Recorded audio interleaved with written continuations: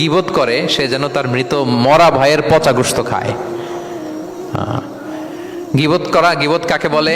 রাসূল সাল্লাল্লাহু আলাইহি ওয়াসাল্লাম বলেন গীবত হচ্ছে যিকরুকা আখাকা বিমা ইয়াকরাহ, তোমার ভাইয়ের অনুপস্থিতিতে তোমার ভাই সম্পর্কে এমন কিছু বলা যেটা শুনলে সে অপছন্দ করে, এমন কিছু বলা যেটা শোনা সে পছন্দ করে না।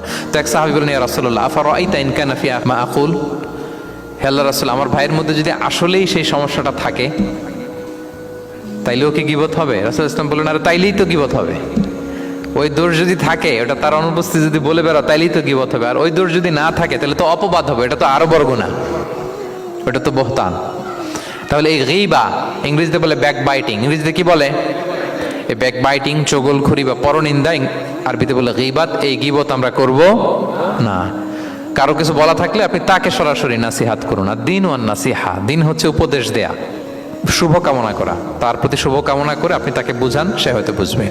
কিন্তু আপনি তার অনুপস্থিতিতে তার নামে বাজে কথা, মন্দ কথা বলতে পারবেন, এটা অনেক বড় পাপ।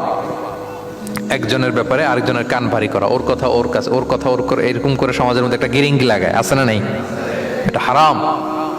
রাসূল সাল্লাল্লাহু আলাইহি ওয়াসাল্লাম বলেন মেরাজের রাত্রে আমি দেখেছি কিছু লোক লাহুম আদফার মিন নুহাস, তাদের নখগুলো তামা দিয়ে তৈরি, নখর ধারালো, ইয়াখদাশুনা বিহা উজুহাহুম ওয়া সুদুরহুম, তারা তাদের নিজের নখ দিয়ে নিজের গালের গোশত, বুকের গোশতগুলো টেনে টেনে ছিঁড়ছে।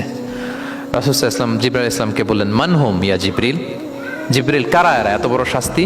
জিবরাইল ইসলাম বললেন, হুম আহলুল গীবা মিন উম্মাতিক, এরা হচ্ছে আপনার উম্মতের মধ্য থেকে তারা যারা গীবত করে। তারা কি করে? তাহলে গীবতের সাথে আমাদের কোনো সম্পর্ক, এটা থেকে আমাদেরকে বেঁচে থাকতে হবে।